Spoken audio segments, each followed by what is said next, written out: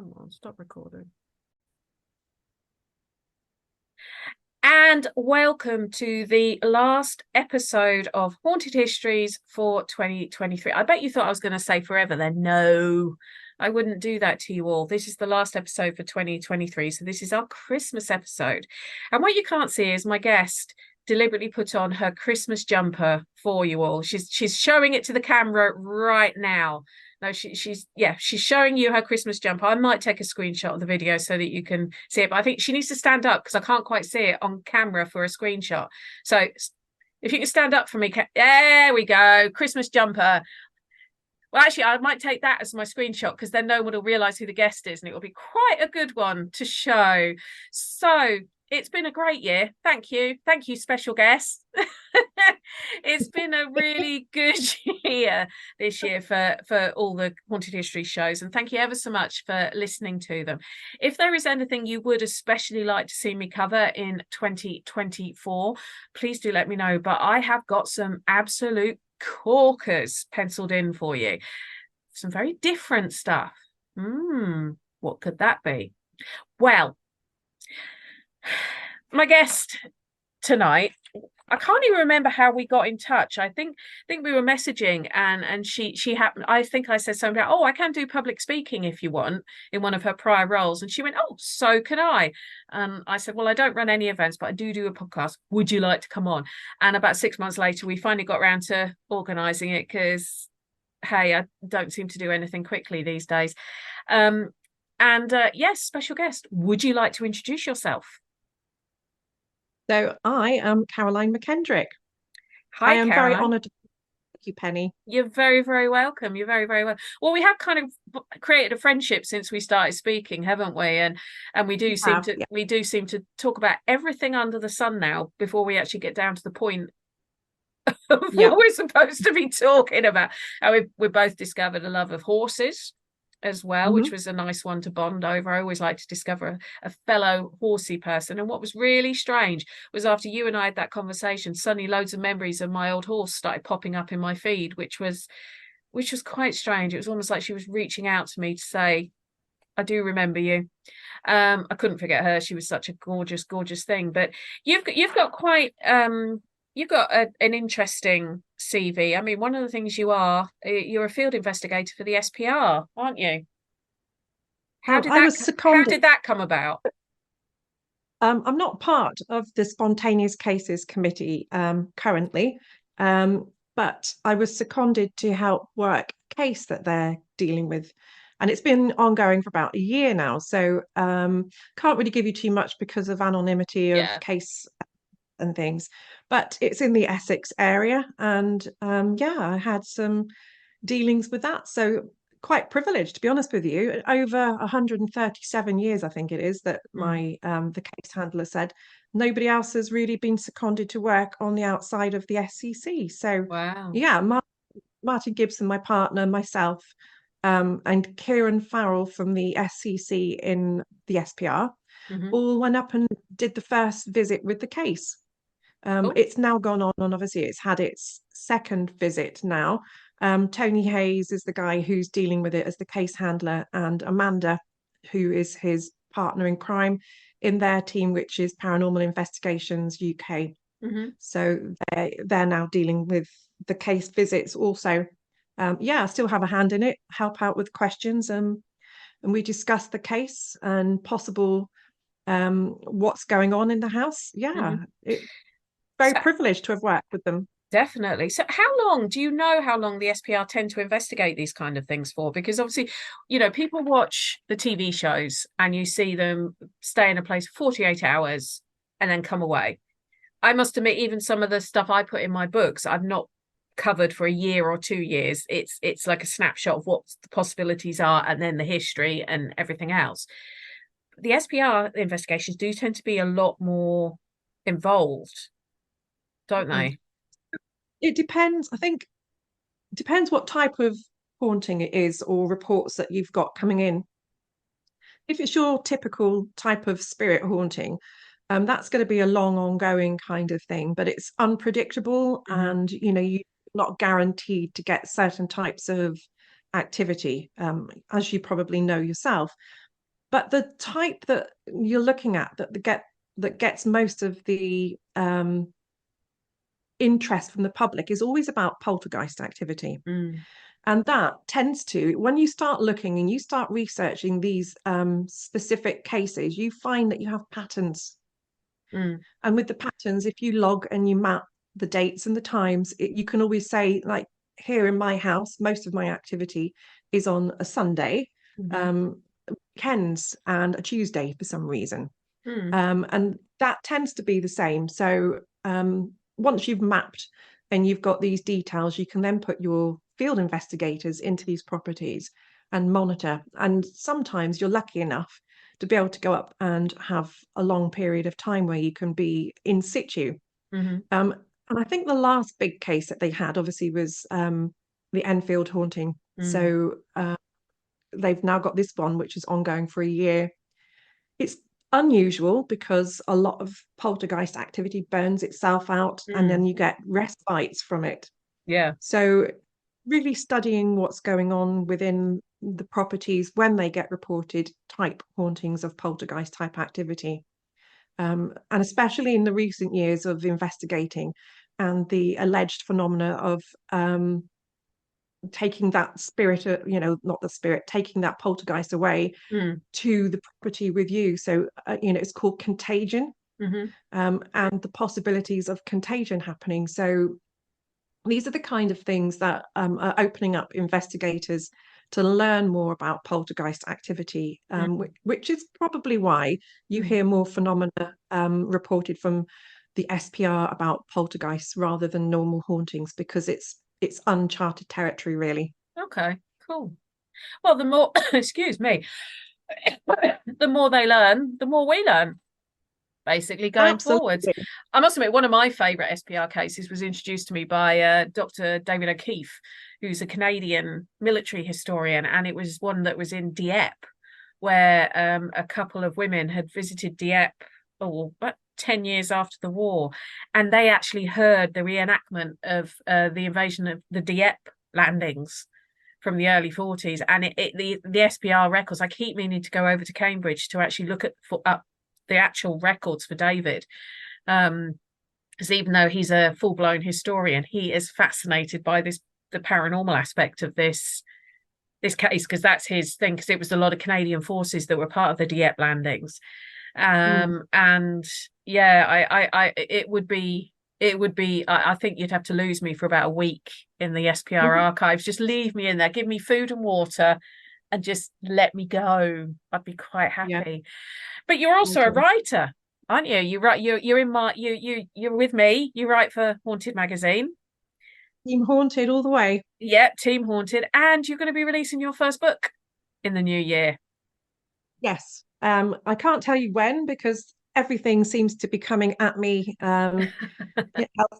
bits and pieces. So, I might actually find it a godsend if I'm unwell after my upcoming op. It will just Mm. force me to sit at the laptop and I will have to transpose all of the cases and all of the history and research that I have and make sure that it's into the book ready to go. So far, there's 4 stories up together completed in there, and I've got about another 10 to transpose.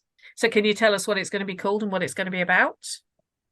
Yeah, I can. My love isn't just for ghosts, but it's about history and Whoop, about whoop, heritage. whoop, whoop, whoop. I know. Look at us, history girls.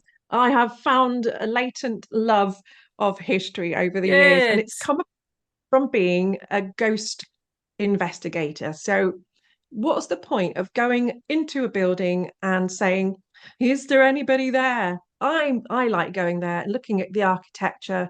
I get such a buzz from it, finding out the heritage, the history, and then if it's got a bit of hauntings to go with it. Oh my God, that's just me. I'm happy as a pig in poop. You can say shit. Happy as a pig in shit. You can say that on here.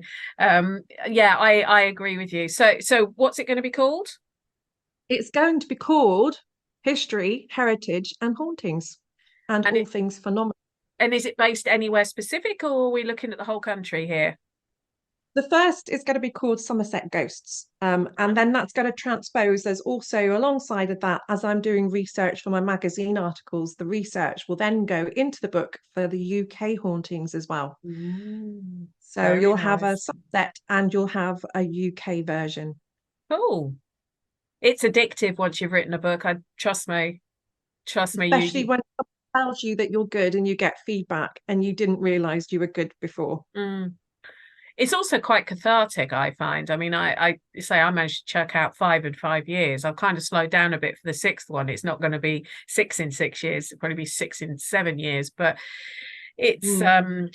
when you first release it to the world as well, it's a bit like you're letting your child go out for the first time with their stabilizers on their bike. It's a bit daunting, but yeah, good for you. Yeah. Good for you. Well, Well, I don't know if Team Haunted, Andy and Paul actually know this, but it's confession time. go on. On my very first article, I got front cover of Haunted magazine. So I was absolutely stoked because this is the first time an international magazine has taken an article of mine and published it, and I got front cover.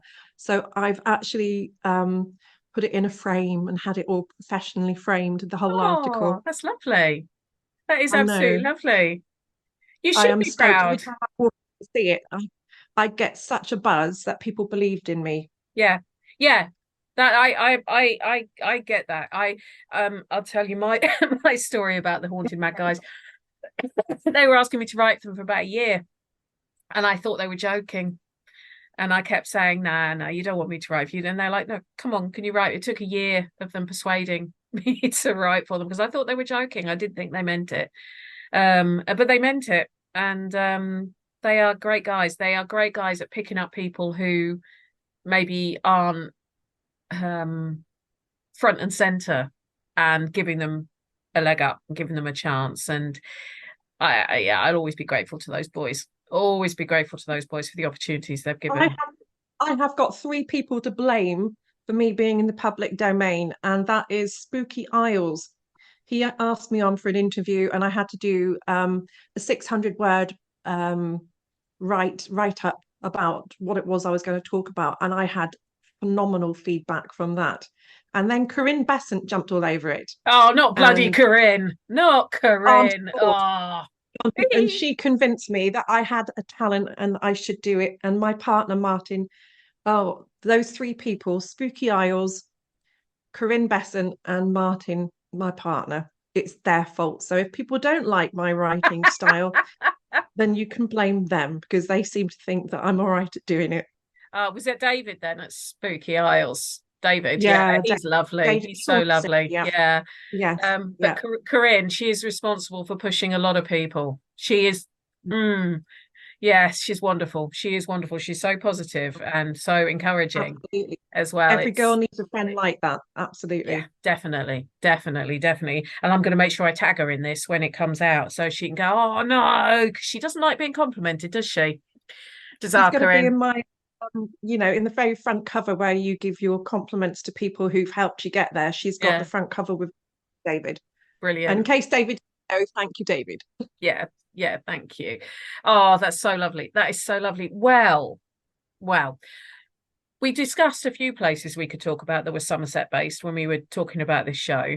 And the one we settled on was somewhere called the George Hotel in Crewkerne. Yeah.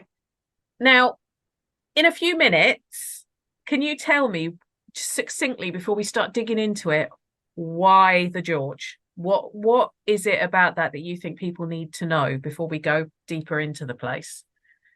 So for me, I really love picking properties that people don't know about. Yeah. Um, I have done a talk for ASAP on a webinar of the George Hotel. If you've missed it, that's good because this is all really new and fresh. No, I haven't Um, seen it, so go on, yeah. that's fine. But because this hasn't been in the public domain, it's not somewhere that's really been advertised as being one of those haunted places. It's all been kept a bit quiet. A friend of mine called Frank, he used to own the place. Mm-hmm. Frank Joyce, also known as Eddie. Um, he used to own the place, and I met him when my husband was sick with cancer and his wife was sick with cancer. Mm-hmm. And we became friends, and he let me in to investigate. And then gave me the details of people who had previously worked there and also the current staff. And it started off like that. And I said, well, can I come and investigate with my team? And it's been 10 years, 11, Oh coming up wow. 11 years. So with each different person who's been in, I've been lucky enough to get in and do a little bit more research. But really, all my research was done in the 10 years that I've, you know, been able to have access to the place. Right. So why the George? Because it's absolute phenomenal history that's attached to this place, and people don't know about it. No. I must admit, I like telling stories about places that people haven't heard of. And I know that I mean it was a coach stage. And Yes.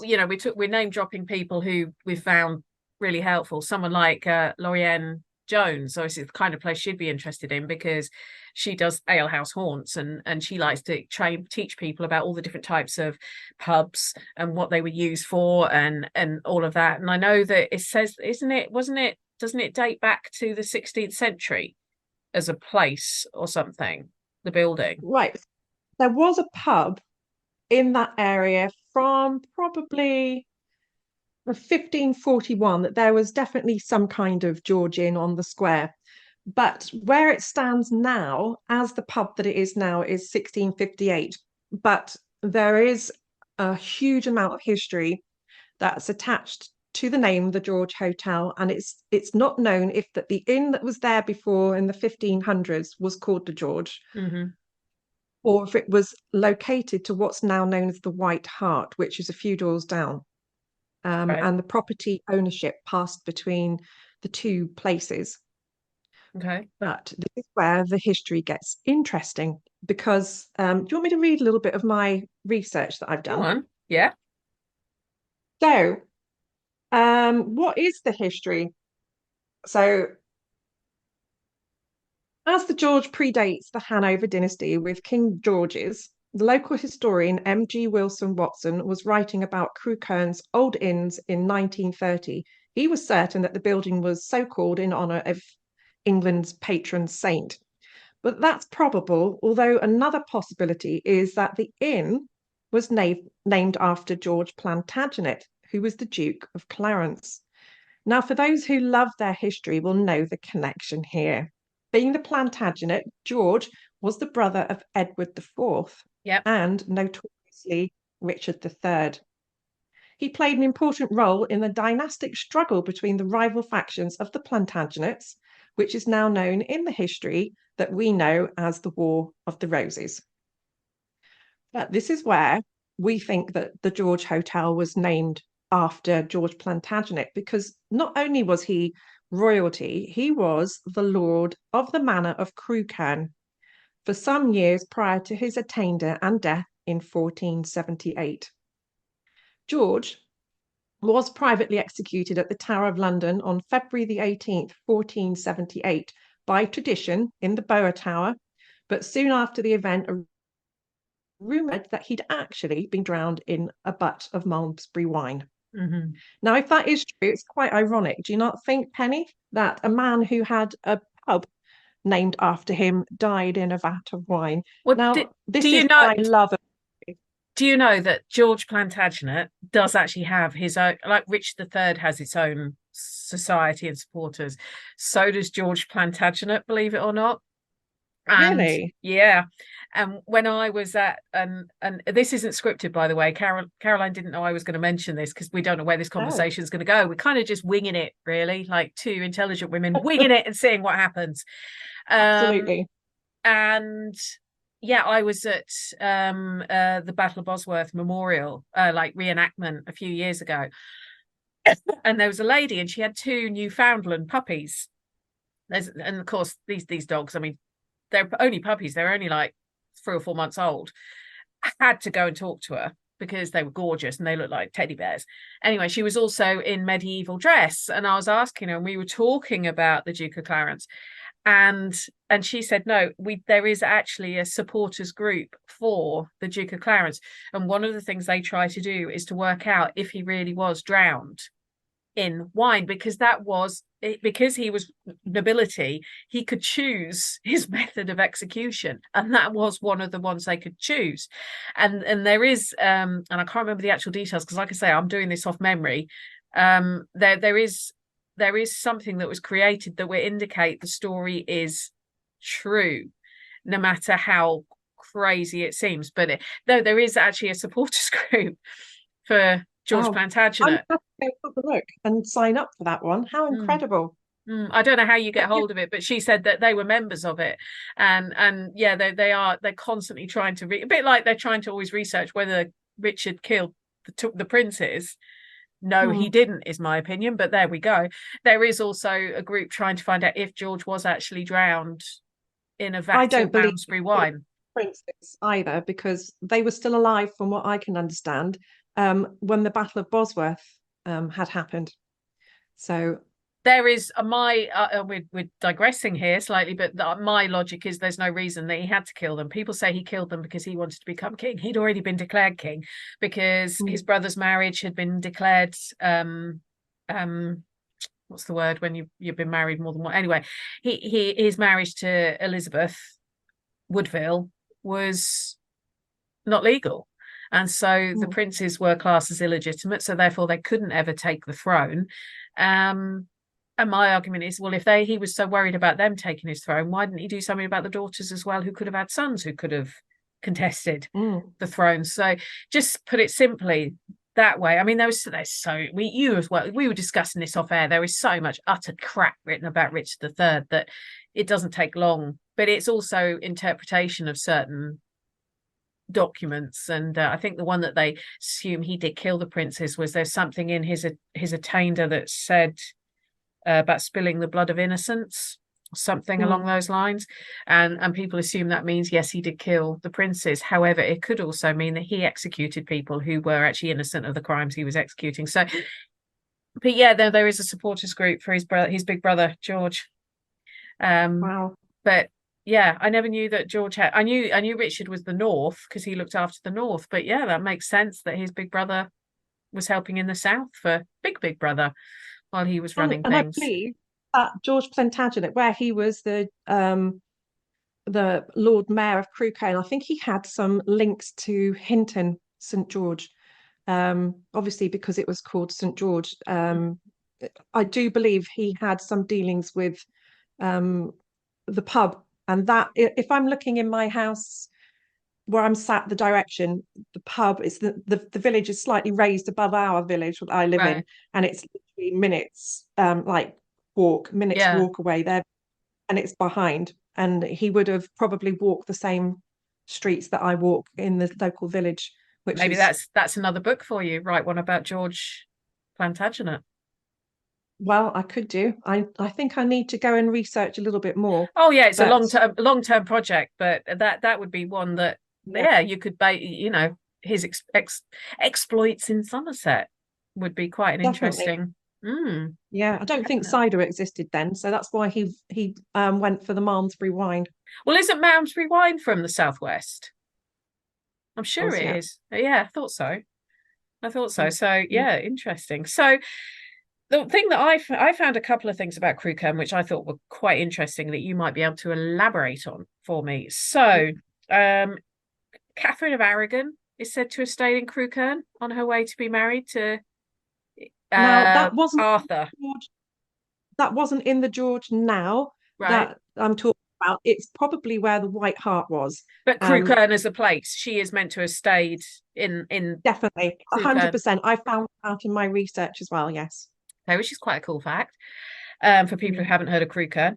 Also, um, the chap who owned the George in the about 1619 to 1630, Thomas Hutchins, Yes. was a postmaster, and he operated the main mail service between, or it was something to do with the mail service between London and Plymouth. Well, that's well found, Penny, but you've missed the most important part. I was going to leave that to you to add in. That Mr. Hutchins actually owned the very first post office in the UK. He was the one Wow. that made it what it is. So yes, he ran the very first postmaster post office in the UK, and it was based here in Crewkerne. And we Wow. do have, I don't know, you can't see it on the camera obviously because it's not, but I'll show Penny. That's the blue plaque that we have on the outside of the White Hart Ah, okay. estate, first postmaster. No, Yeah, yeah, no, but it's fascinating when that all links into the same I know. building. Um, Incredible. what Well, I that's did, not the same building. oh, is it not? That No, because remember I was saying where the White Hart is Yeah. now, it used to be called the George, and then Ah, originally there was a building where the George is. We don't know what that name of that pub was because it's not there in history, right. but it's to do with the people who owned it and that swapped and bought that plot of land and then built the George in 1658. It transferred ownership in 1674 to the Hutchings family, and then in 1694 it became part of the property belonging where it is built now. Wow. What I also found in Crewkerne was a couple of quite mm, gnarly murders. That Okay. one of them, it was never, well, there's two, and one of them they did find the culprits came forward.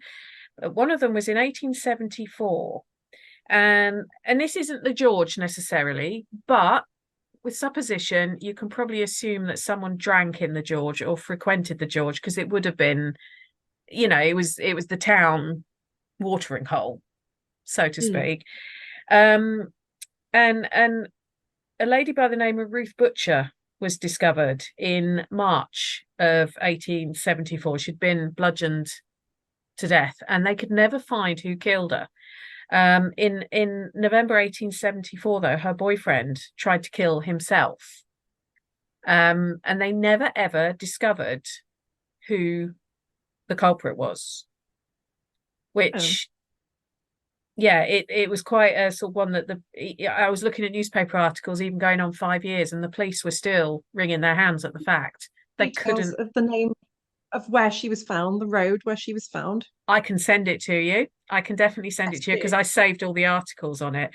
The other Yeah, one didn't actually take place in Crewkerne, but the victim lived on Marketplace. Now, isn't it Marketplace at the Georges, or was? it is. Yes, it Yeah. still is. Yeah. Well, she was actually the wife of a lawyer called Edward. Her name was Mary Budge, and her husband was Edward Budge. Edward had actually been dead for a couple of years, and she already had quite a lot of children. And she was pregnant again, obviously not by her husband. And I'm not judging, but obviously in the 19th century, she already had a lot of children. She was now widowed. Her husband was dead. She probably didn't want an illegitimate child. So she visited some abortionists, Robert and Jane Colmer, who were down as herbalists, and they accidentally killed her performing this abortion. And he was hanged for murder, but she actually lived on Market Place, and her husband was a solicitor by the name of Edward Budge. Hmm. Very interesting. Hmm. When it said when I looked up her on the census records and her address was down as Marketplace, unfortunately, it doesn't give me a name or anything. It just says Marketplace, Crewkerne. Hmm. And when I was like, oh, that's pretty much where the George is. So Yeah, and I there wondered, was a solicitor connection to some of these hotels mm, around because obviously you had to be money hmm be able to afford these kind of things. So yeah, but I haven't had the name Budge on my research that's come up. Um, Although I do have every person that's ever had a hand in the ownership of where the White Hart, the George was when it was the postmasters, all the way through to its current position. I've got every single person who's had ownership or mm, landlord, landlady. mm, So and tenants in common kind of thing, for running the business. yeah. So we could have a that, but Budge doesn't ring a I, bell for me. I don't think I found that they ever lived in the inn. but they definitely lived very, very nearby. And like I say, you know, you and I both know that those kind of places were central hubs. Maybe Mm.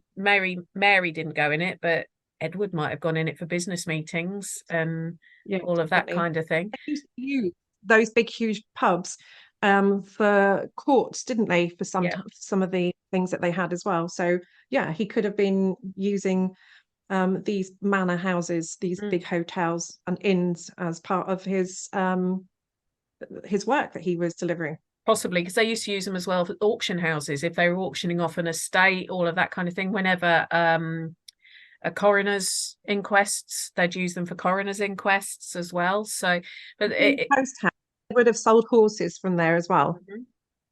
so there's every chance that Edward could have gone there. But yeah, the poor woman died as a result of a botched abortion by this Mm. couple. Um, but yeah, Ruth, I will send you the stuff I found on Ruth Butcher, and they never. I can't find anything that said they ever solved it. Who Mm. killed her? Which is really quite sad. But what I found interesting was there wasn't more. I would have thought a place that had a postal link possibly would have had more um suspicious activity at some point. So what if someone was going to go if you were looking at the George as a place, I mean its history is cool. In fact, it's got the links to George Plantagenet, the fact that as a place it's got links to Catherine of Aragon. I mean we're name dropping here something chronic. The fact that it was the first sort of post office in England. What else in the history about it makes your spine tingle? About Crewkerne in general, Mm. they had massive links to spinning yarn Hmm. and silks for sales for ships. Okay.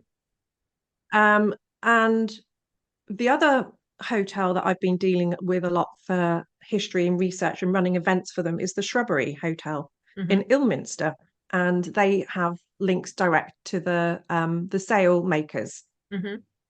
So it's a lot of work that's been given to people back in those days for being involved in the mill and for getting all the yarns and the threads and making the sails. So and they tended owned by the shepherds who were in a long line of barristers and solicitors and Hmm.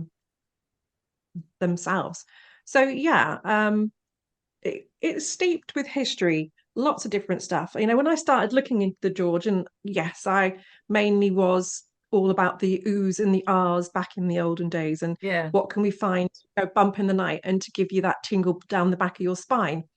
And then I wanted to know, well, what's the point of knowing that you're going to get an ooh and an ah and a bump, in the middle of the night? I wanted to know who it was Mm. that possibly could be doing this. And the research that I found in such a tiny little town, for my book, I've hardly moved away from my doorstep with the places that I'm putting on for you. I know I'm calling it Somerset Ghosts, but at the moment it's mainly around Crewkerne and 10 minutes drive away. All these good places that you do not have to go too far away Yeah. from where you live. Yeah. I feel like that about Essex. That's exactly how I I feel about love my home county.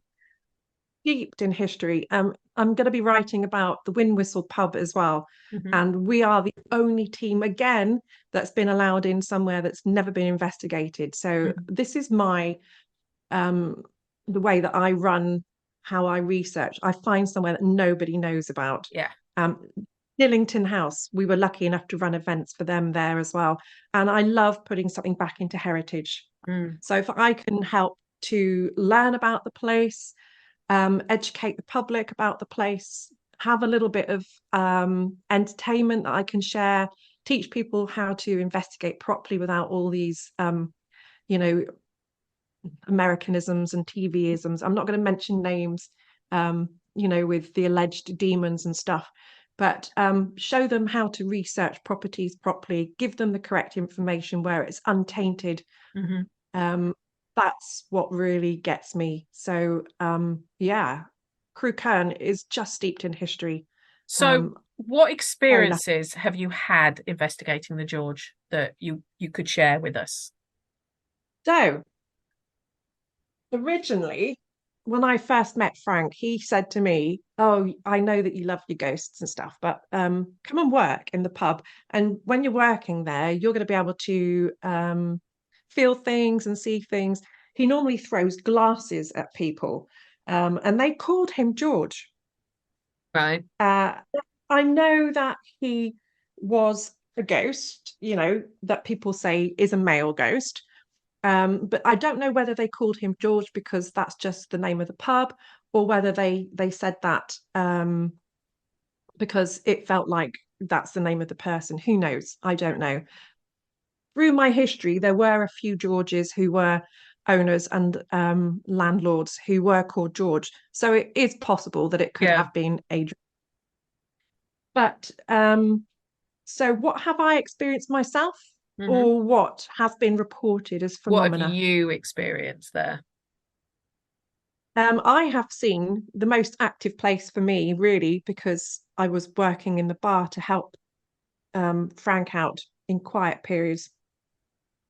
You hear a lot of footsteps in the main bar, Hmm. and they would walk towards you, and you'd hear them on the wood, and it would be heeled shoes walking towards you. Hmm. And you'd also see two dark shadows towards the bottom of the bar as it drops down into the second level down. It's like a little step up into the Hmm. main bar and then a little step down. And you would see from right to left, so from the side that the bar was on to go towards where the door was, what looked like an adult male figure.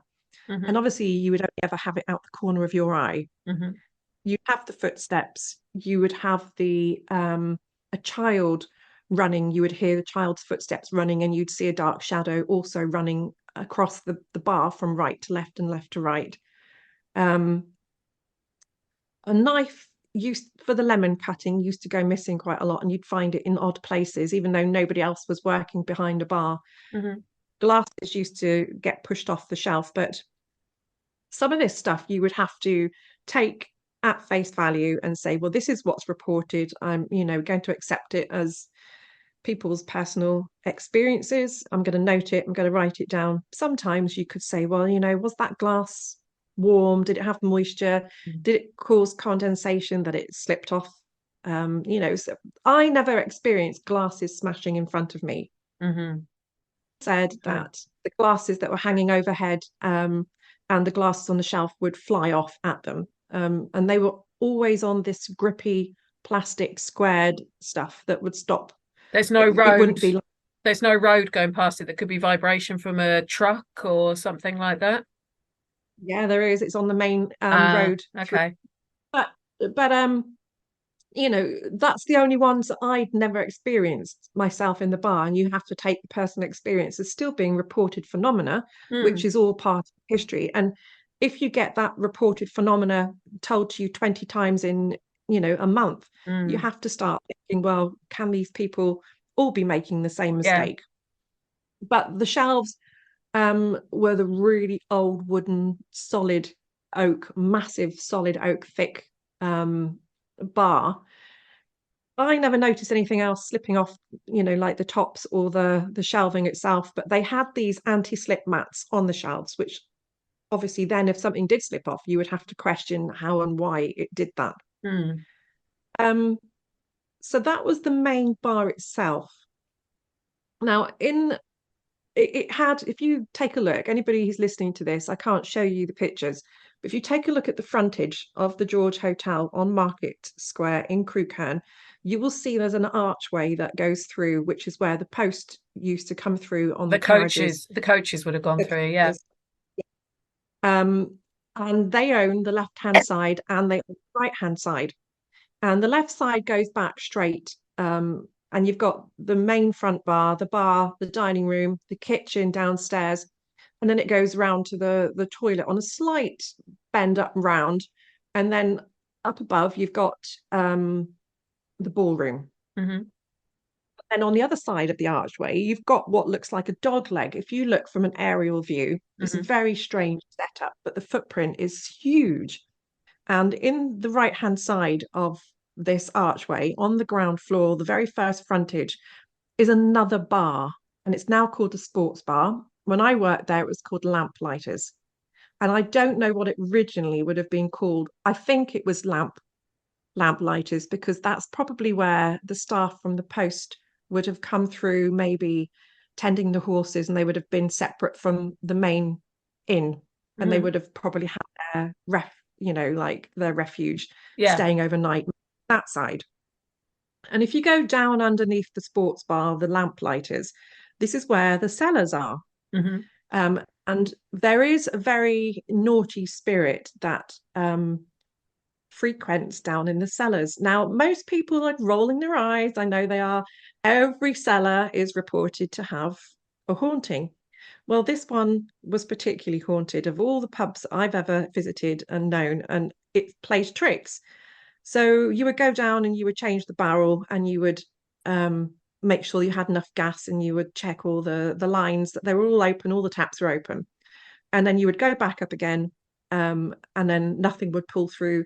And this wasn't just me. This happened to me on a couple of occasions only, but it happened to the owner, who was far more experienced on changing barrels and pulling gases through and things than I ever was, because I'd not obviously worked as many hours as he did.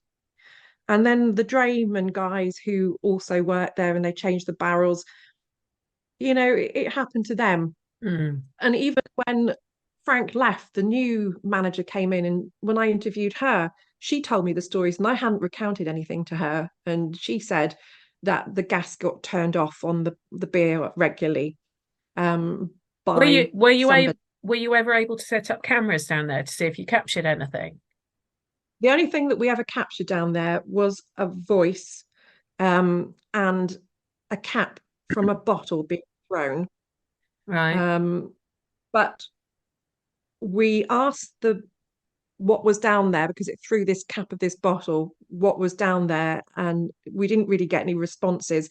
But the words that we did get was monk and money. Now, not where Lamplighters cellar is, but if you were to keep going through the building a little bit further, through another couple of doors under the main part of the hotel, there is what used to be the old cellar. Hmm. And that old cellar has tunnels that go all the way underneath all the pubs, over to where the church is, Hmm. across in the main part of Crewkerne. And I think this probably dates back to the Reformation kind of thing, where the dissolution of the monastery and all that kind of stuff, where Hmm. you had to hide monks and priests and people. And I think that this was probably used as part of that, because it was an abbey across the road. Hmm. And not only did it serve to go to the abbey, but it serves to link up all the pubs underneath the Crewkerne as well. And halfway out through up onto the Chard Road, there was another pub that was linked through with these tunnels as well, which is exciting. Mm. But obviously, over the years, and especially in modern times, they're not accessible, Mm. unfortunately. Well, the other thing I was thinking possibly was you were saying that the bar area was where, excuse me, the ostlers and stuff might have stayed whilst they were changing horses over and all that. A lot of accounts I've read of ostlers, especially the young lads who did it, they were cheeky little buggers.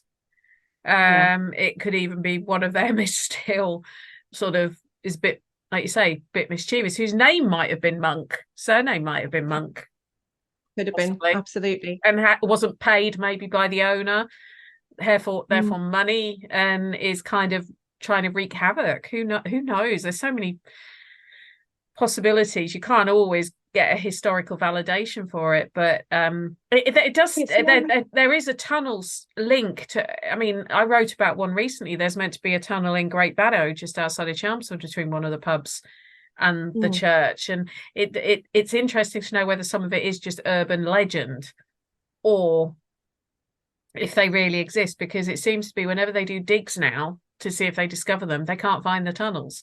Yet all the history books say no, there were tunnels. There were definitely tunnels, but why can't they find them?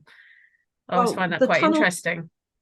the tunnel entrance is definitely there in the George, and you can see Mm, it. But as you're trying to get into it, because Frank tried to excavate some of it, that there is stuff that's been put back, bricks and things which has mm, been used to. I think really it was to secure the business when the George was separated. mm, Um, so they didn't want people then breaking in, coming in rather than breaking out.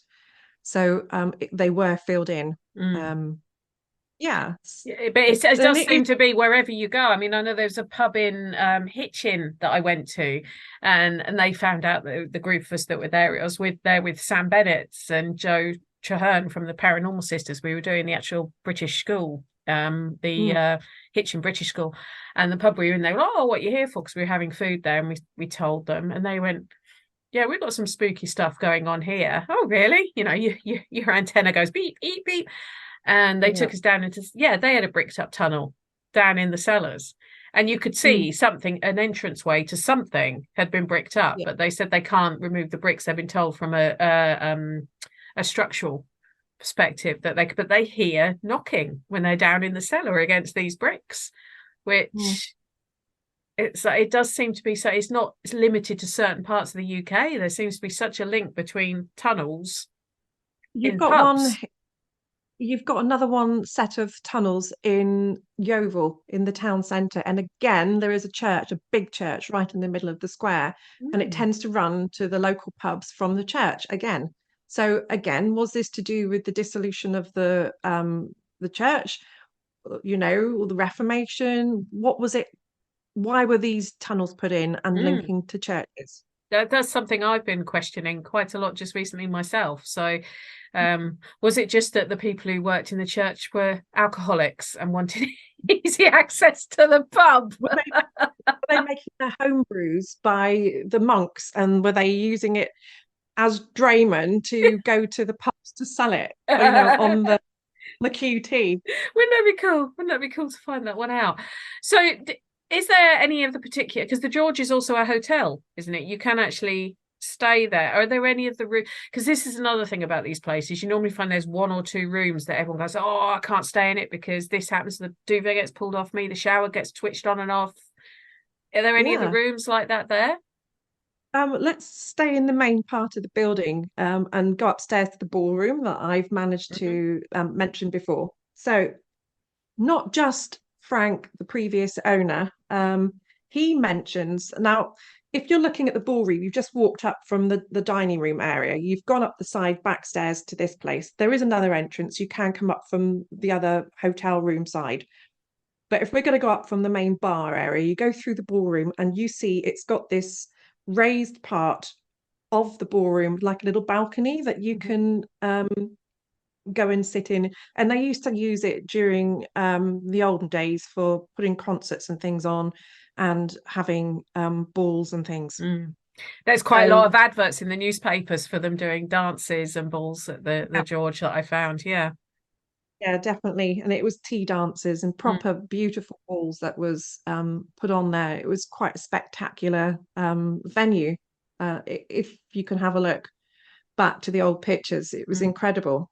And then where you see the balcony, the next floor up was Frank's own private residence. And all across the top of that corridor upstairs, he could smell a lady with mimosa smelling perfume. Mm. And he would feel her. And he would say he downstairs in the balcony, in the ballroom itself, he would feel her presence. And when he felt as though somebody was by him, he would smell this perfume. Mm. And it was a very strong smell, only linked with that room and the corridor above, which led into his private apartments. Now, Frank and this other manageress hadn't spoken to each other. And she said that when she was in the ballroom, she was walking down, and they've got these huge, big, beautiful full length, well, three-quarter length, big, huge windows that run the whole length side of this ballroom. Mm-hmm. And when she was walking through, it was dark and she could see her own reflection. But alongside her own reflection, she could see another woman Mm. who was also walking. And she described her to being wearing a light blue dress with dark, short hair. Mm. Um, And that freaked her out when she saw that, because the windows are a second floor, so there's no way anybody could be walking.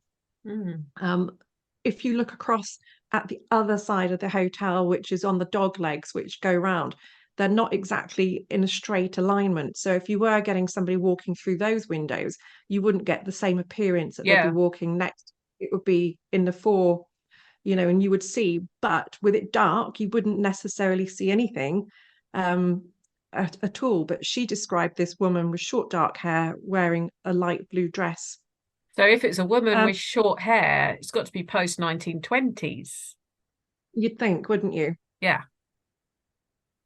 Well, So did she say I, how long the dress was, or did she not see? yeah, so it was calf length from what she said. So 1920s, possibly 1930s. How she described her, yeah, definitely. Yeah. Wow. So then I was talking to members of the public who were staying and chatting away about experiences. And when they used to come and sit at the bar on a Sunday, and they'd say, "Oh, I've just had a really weird experience." And I'd go, "Oh, tell me more." And this guy said, I was upstairs in the ballroom using a table up there because this is the only place I can really get Wi-Fi to work, and I needed to do this work before going in tomorrow morning. And you get a lot of traveling salesmen that would pop in. And he said he was in the ballroom, and this woman ran full pelt at him. She just ran at him and then disappeared when she got to him. He literally went flying off his chair backwards with the fright, thinking that she was going to attack him. And he described this woman who was, late 40s, early 50s, wearing a light blue dress and short dark hair. Oh. And he would never stay in the pub ever again, as in stay in it. But he did come in and speak to me afterwards and say, "Well, I don't mind coming in for a drink and my dinner, but I don't want to come in and stay again." And we would chat. And he even came back in um, some years later to see if anybody else reported anything about this woman. But you've got the list of all the licensees Licensees. Yeah. who could. Is there There was anyone? Is there anyone? There was one phenomenal woman who was quite known, and she used to make her own punch, I think it was. So, it could have been her around that kind of time. I don't have that at hand at the moment. Obviously, the information I've got um, is a lot. Mm, Um, for everybody else who was landlords and landladies, I haven't included everything because there's not a need to have some of the stuff that wasn't mm. really important. But yes, she's quite formidable, and she was known for being somebody who was quite frank with her opinions. I'll have to check the dates. I don't know if it's as late as 1920s. It might have been the turn of the century, but I will have a look. I'm just thinking about, I know women's fashions, they didn't seem to go short hair until post World War One, because that's when the kind of more Yeah. freedoms came Mm, came into place. And pre World War One, they weren't really wearing calf length dresses. They were everything was still, and the Edwardians, yes. it was still ankle Course, yeah. length. That's what I was thinking. It was sort of 1920s onwards that But women did again, start being a bit more. if you had staff that was working for you, you wouldn't necessarily have had them registered. So we have a lot Mm, of lost history with not knowing the names of the chambermaids, mm, and with history and things that the way that they've gone post English First World War, where you would have got that kind of clothing. It was shameful for the females to be pregnant out of wedlock. So mm, sometimes they used to end their own life mhm. if they didn't see a way forward. So there are lots of possibilities. Or it could just be a residual spirit. We don't know. She does seem to react to people, Mm, which makes me think that not everything that happens with her is residual. mm. So yeah, I can go back and find some more info, but I haven't been able to link a name to that to start No, with. I was just thinking the age she's been described at, the dress. I just wondered if she was, rather than just being a member of staff, she was something more protective. of the place. I don't know, but Yeah. From what people have said, she's definitely got some information she wants to share if she's running mm, at somebody and she wants mm, to their attention. Somebody has even said that driving home from investigating there one night and they could see somebody who resembled that sat in the back of their car. Now, this is only personal experience again. mm. So you have to take personal experiences on the merit of what it is that's being told to you. It's not my job to disprove No, no. um, experiences. But from what they described, they pulled over on the side of the road, absolutely terrified, and just said, "Get out of my car! You're not coming home with me. Mm. This is not a done deal."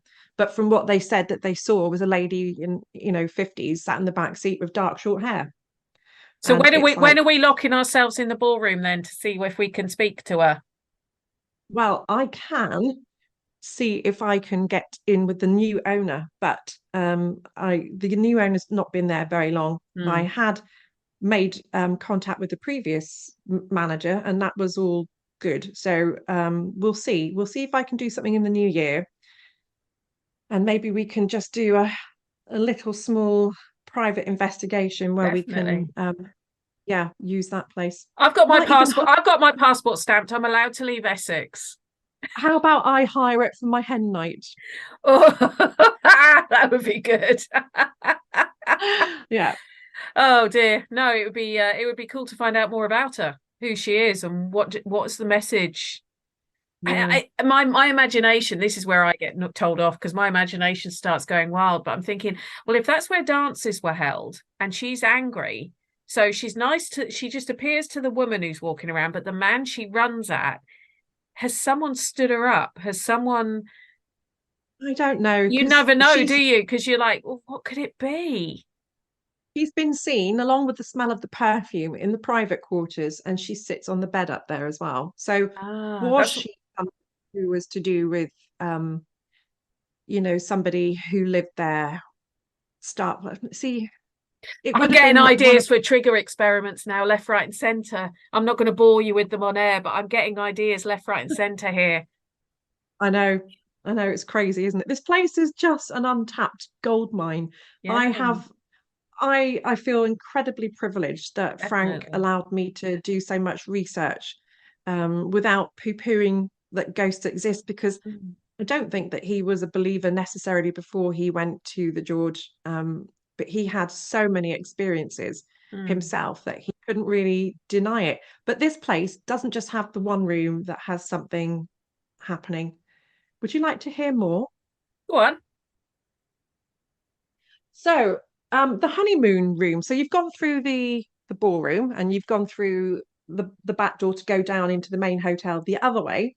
Hmm. And there's the honeymoon suite. And people who've stayed in that room said that it's very active in there, particularly in the bathroom area. Hmm. They're not sure who it is or what it is that's in that room, but they hear knocking, tapping, and sounds of feet walking. And the bathroom's on a little I think it's a step up into the bathroom on that one, if I can remember. It's a sunken bath and it's proper beautiful room with a four-poster bed. And people wake up in the middle of the night saying that they can hear somebody moving around and walking in that room. Hmm. Um, so room number one, that backs on. So the George Suite bathroom, the honeymoon room, it's called the George Suite, that backs on the bathroom to bedroom number one's bathroom. Hmm. And people have also complained that bathroom is very active with noises, voices particularly coming from there, and shadows. So again, with buildings of this kind of age, what was the setup back in the days when it was first built? Both bathrooms obviously wouldn't have been accessible because you didn't have so much internal flushable, Yeah. bath and hygiene areas. So was that another bedroom that was in there originally? That's the cause of the problems where it's been split into two and it's now two bathrooms. I don't know. So, it's very difficult to get a lot of information on the George. There's stuff that's been lost. Are And I there don't know. there's no building plans in your local archives? Um, there apparently is, but every time I've gone into the museum to ask, they can't locate them. So I do need Right. to try again to see if they can find the original ones. Um, I think it's only from when it was rebuilt with the new, I think it was 1874. The new refurbishments were done with the new facade on the front of the inn that they've got the plans from. I don't know if they can locate them back that far, but Y- I will try Yeah. again because different people that you go and speak to, you can get different lots of information. Yeah. I mean, even finding out who the architects were who did it, if they still exist, even they might have them as antique. I'm just trying to think of things I've used to get to sort of threads I've pulled Yeah. on to try and find the information. I Um, think the architects who were there originally, from what they can find, were somebody who's quite famous in the architectural world. mm. Um, let me see if I can just have a quick look through my notes a minute.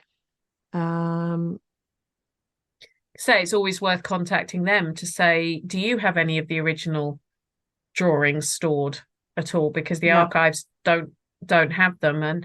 And what's the worst people can say? No. And the best they can say is, yes, we do. Would you like to come and look at them?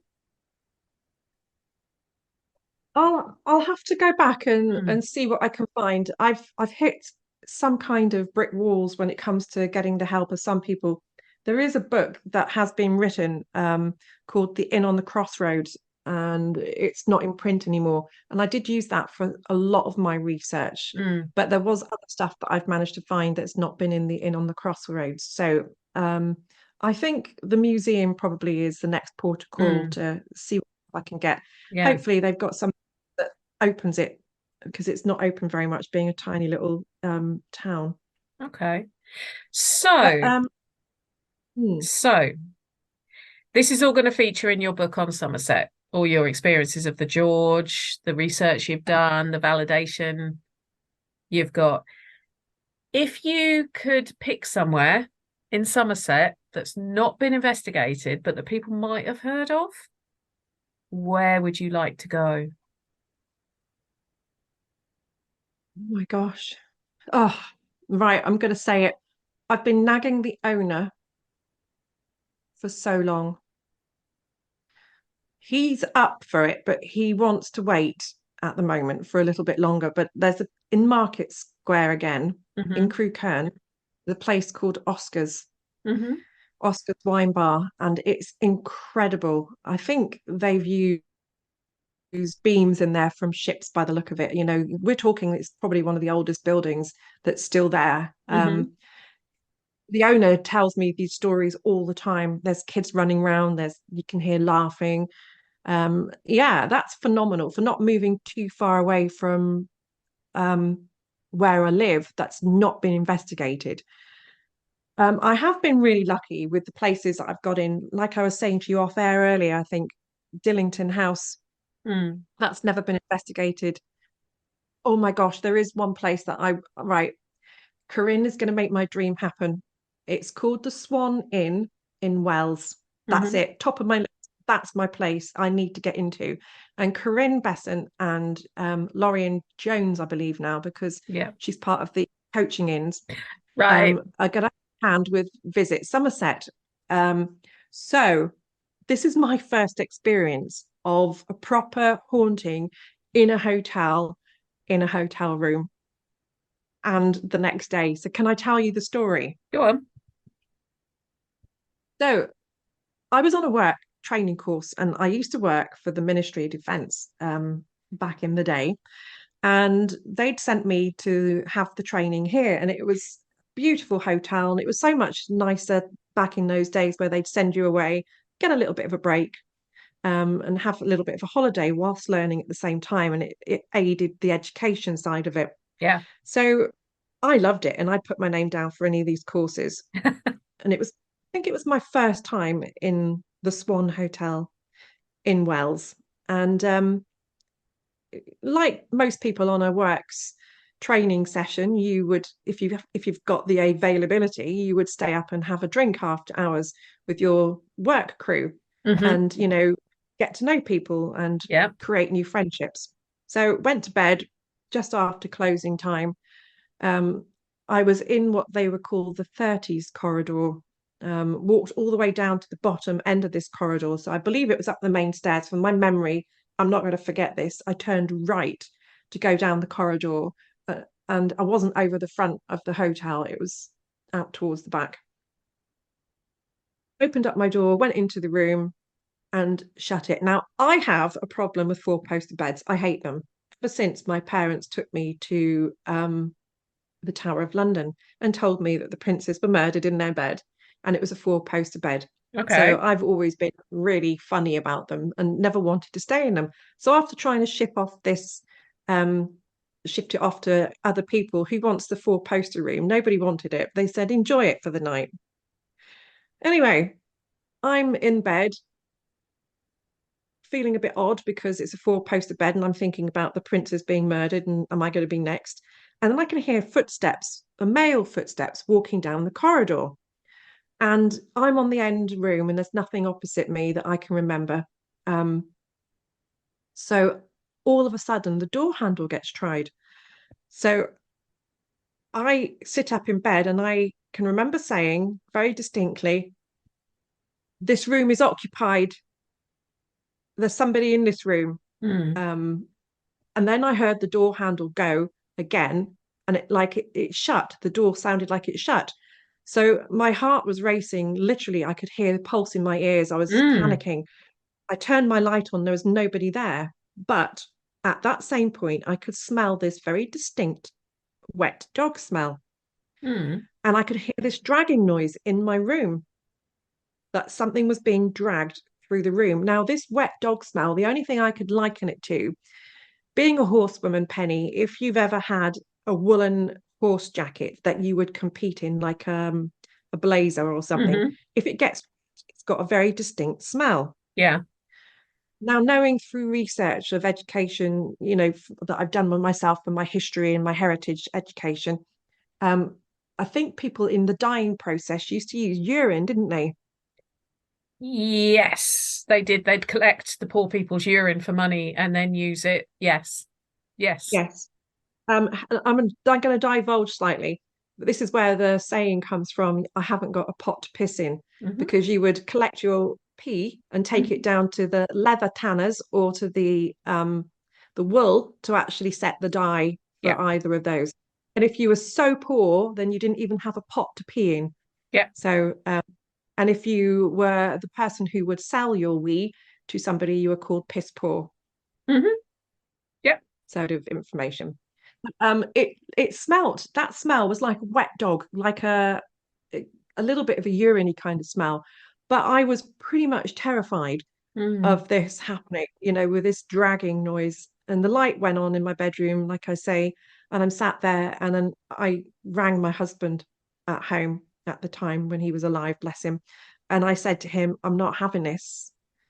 You need to come up tomorrow because I'm not staying in this room again, and they can't change my rooms. Anyway, fast forward to the next morning. I go downstairs and I'm in the training room.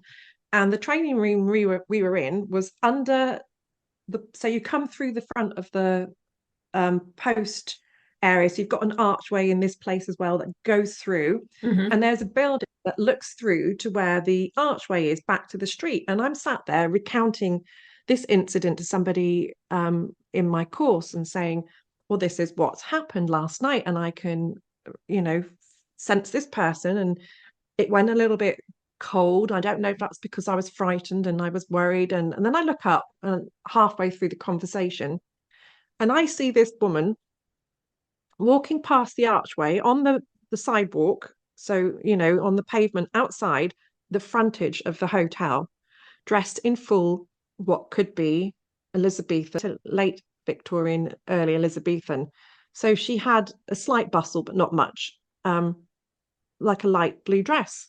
And I'm going, oh, have they got some kind of reenactment day today that's going on here? And then we went and asked the front desk, and they said, no, no. And, lo and behold, what I described is somebody in the hotel had said that's been witnessed before, this lady walking past. Wow. But when I asked them, is this place haunted? The staff weren't allowed to respond. They had to keep their mouth shut. And then I said, you need to tell me, did I just imagine this last night? And she said, Mm. no, you didn't. But I would have thought that the main ghost you would have seen would have been the 40 corridors, not the 30 corridors. Time, Caroline, otherwise this is going to be a 2-hour podcast. Uh, um, obviously, when you know a release date for your book, please do let me know so that I can put it on Haunted Histories if anyone is Thank you. looking. What's the name of your investigation group that you work with? So Somerset Paranormal Investigators, not investigations, that's Somerset Paranormal Investigators UK. So Okay, investigators, yeah. Or if you put capitals SPI UK, then hopefully you'll find us that way. wonderful, wonderful. Well, Thank you good. so much for You're inviting very me. welcome. Good luck with your operation. Good luck with getting the book finished. Obviously, any help I can be, please do let me know, because I love to see people writing and enjoying it. And yeah, I'll try and pay it forward or whatever the thing is. But Thank you. so that's been Caroline McKendrick talking all about Crewkerne, a place that I guarantee 90% of you have probably never heard of. But it just goes to show there's all these towns and villages all over the place that spend some time with, and you will find some cracking stories. Well, that's the last Haunted Histories for 2023. Please do keep listening. I will see you in 2024. And yeah, if there's anything you'd like me to cover, let me know. Thanks ever so much, and good night. Have a good evening, sleep tight, and don't worry too much about things that go bump in the night.